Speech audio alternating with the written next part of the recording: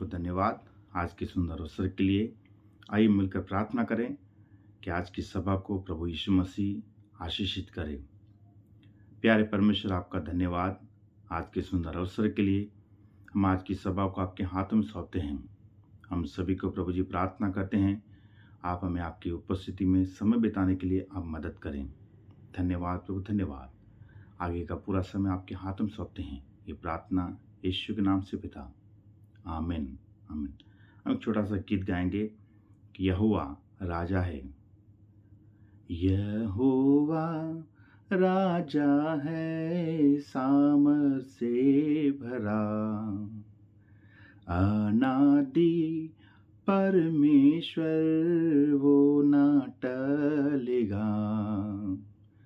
यहोवा राजा है, सामर्थ से भरा, अनादि परमेश्वर वो ना टलेगा। युगों से युगों तक एक ही है राजा, महिमा के सिंहासन पर बैठा बादशाह। वो है महान सर्वशक्तिमान, उसकी हुकूमत और उसका ही प्रताप सदा।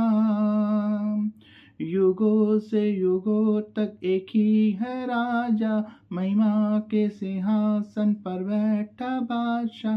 वो है महान सर्वशक्तिमान, उसकी हुकूमत और उसका ही प्रताप सदा। राजा परमेश्वर स्तुतियों के योग्य राजाओं का राजा है। आइए प्रभु के वचन को मनन करें। आज का वचन का जो मनन करने का भाग है, लुक्का का सुसमाचार अध्याय नंबर 19, उसकी पहली कलम से लेकर उसकी 9वीं कलम तक। लुक्का अध्याय नंबर 19, उसकी पहली कलम से लेकर उसकी 9वीं कलम तक। वचन में ऐसा प्रभु यहाँ पे बताता है, कहता है कि यरीहो में प्रवेश करके जब यीशु मसीह जा रहे थे, दूसरी कलम में वहाँ जक्कई नाम का एक मनुष्य था जो चुंगी लेने वाले का सरदार था और धनी था। वहाँ यीशु को देखना चाहता था कि वह कौन सा है, परंतु भीड़ के कारण देख न सकता था क्योंकि वह नाटा था। तब उसको देखने के लिए वह आगे दौड़कर एक गुल्लड़ के पेड़ पर चढ़ गया, क्योंकि यीशु उसी मार्ग से जाने वाला था। जब यीशु उस जगह पहुंचा तो ऊपर दृष्टि करके उससे कहा, हे जक्कई, झट उतर आ, क्योंकि आज मुझे तेरे घर में रहना अवश्य है। वह तुरंत उतरकर आनंद से उसे अपने घर ले गया। यह देखकर सब लोग कुड़कुड़ाकर कहने लगे, वह तो एक पापी मनुष्य के वहां जा उतरा है।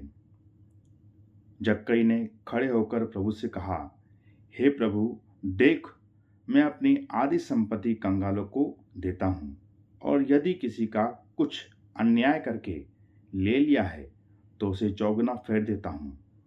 तब यीशु ने उससे कहा, आज इस घर में उद्धार आया है, इसलिए कि यह भी अब्राहम का एक पुत्र है। 10वीं कलम, क्योंकि मनुष्य का पुत्र खोए को ढूंढने और उनका उद्धार करने आया है।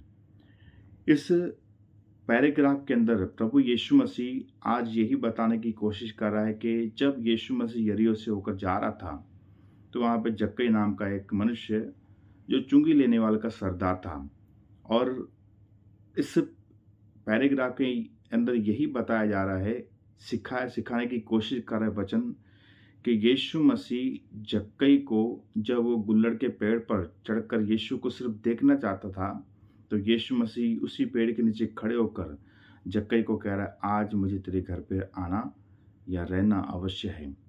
प्रभु यीशु मसीह आज आपको और मुझे, जो आज इस ऑनलाइन प्लेटफॉर्म के द्वारा जो प्रभु के वचनों को सुन रहे हैं, प्रभु यीशु मसीह इसी तरीके से आज आपको और मुझे भी कह रहा है कि आज मुझे तुम्हारे घर पे आना अवश्य है।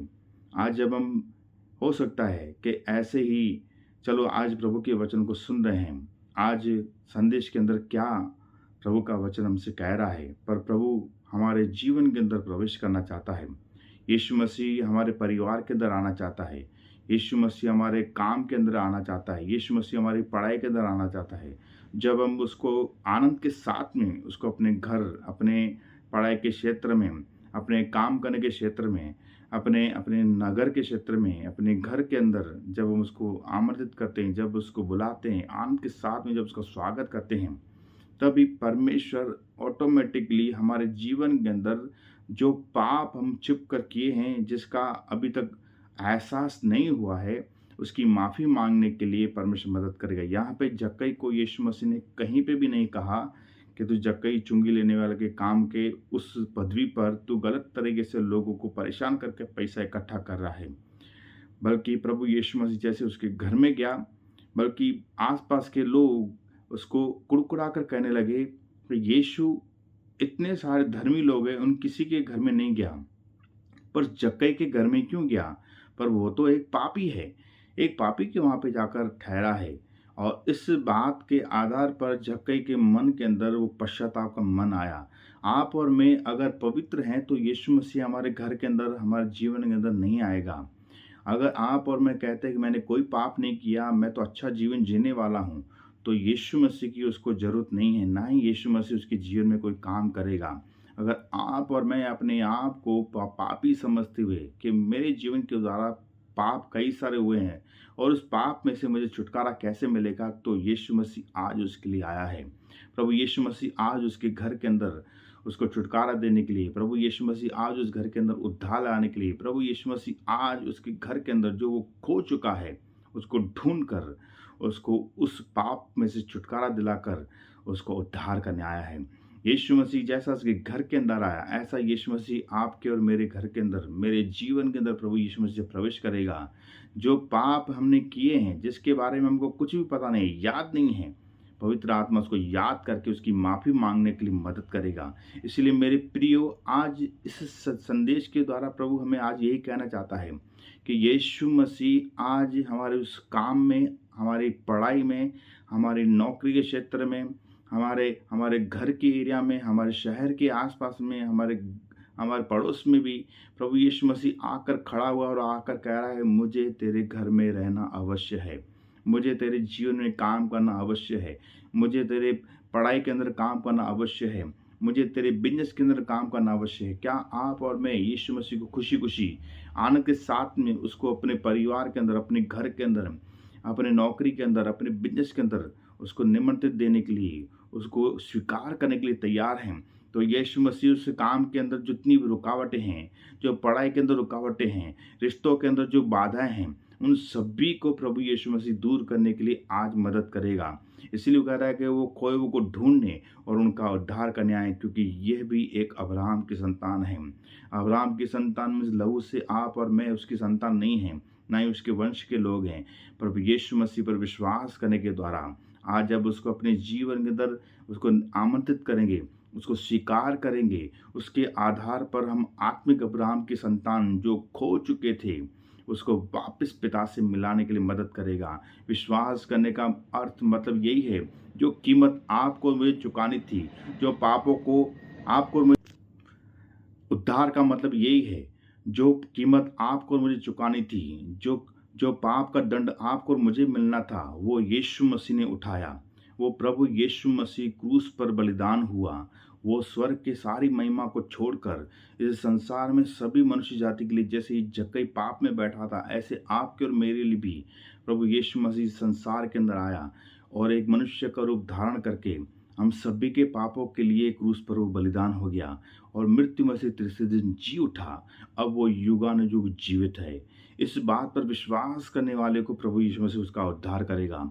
और इतने तक ये विश्वास सीमित नहीं रहता है, यीशु मसीह अपने दूसरे आगमन में आने वाला है और जितने लोग उसके नाम पर विश्वास करते हैं उसके लिए इंतजार कर रहे हैं कि अब से हम पापी जीवन नहीं जिएंगे, अब से हम पाप के अंदर लिप्त नहीं रहेंगे, अब से हम पवित्र जीवन जिएंगे, यीशु मसीह की आज्ञा का पालन करेंगे, यीशु मसीह पर विश्वास करेंगे, तो उनको अपने साथ दूसरे आगमन में वो स्वर्ग में लेके जाएगा और हमेशा के लिए उसको अनंत जीवन का वो मुकुट देकर अपने साथ पिता, प्रभु यीशु मसीह और पवित्र आत्मा इन सभी के साथ में वो हमें स्वर्ग में बैठाएगा, हमें आनंद कराएगा, पिता, पुत्र, पवित्र आत्मा के नाम से वो हमारे सारे आँसू को पोंछ देगा।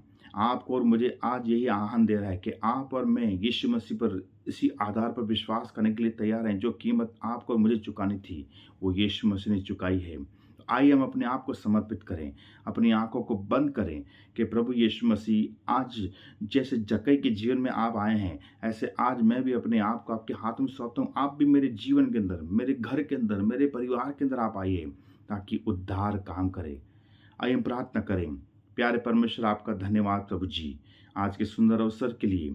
हम आपके चरणों में धन्यवाद के साथ में प्रभु जी इस संदेश को सौंपते हैं। सुनने वाले के ऊपर, हर एक के ऊपर आपकी कृपा का हाथ बनाए रखने के लिए। जितने लोग पश्चाताप कर रहे हैं, विश्वास कर रहे हैं, आप उनके घरों के अंदर, उनके परिवार के अंदर, प्रभु जी उनके काम के क्षेत्र के अंदर, उनके जीवन के अंदर आप प्रवेश कीजिए प्रभु जी, और ताकि पाप का पूरा दंड दूर हो जाए, शैतान का हर एक योजना निष्फल हो जाए और हर एक व्यक्ति उद्धार पाए। धन्यवाद प्रभु जी, सुनने वाले के ऊपर आपका देवीय आत्मा शांति के साथ में काम करे और हर एक व्यक्ति छुटकारा पाए, बीमारी में छुटकारा पाए। जितने लोगों का जन्मदिन है प्रभु, इस हफ्ते के अंदर जितने लोगों की शादी की सालगिरह है, सभी को प्रभु जी आप आशीषित कीजिए। आपने प्रार्थना सुनी, शुक्रिया। ये प्रार्थना हमारा उद्धारकर्ता यीशु के नाम से पिता, आमीन आमीन। इस संदेश के द्वारा प्रभु आपको आशीष करे। सभी को जय मसीह की।